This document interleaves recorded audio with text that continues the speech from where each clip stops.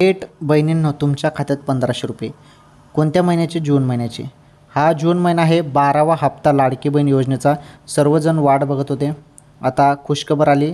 Like करा व्हिडिओला. चॅनलवर नवीन असल्यास चॅनल पण सबस्क्राईब करा.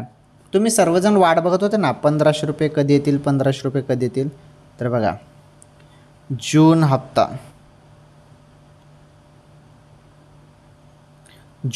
जो आहे ना जून हप्ता 1500 रुपये खात्यात येणे सुरू झाले. मोठी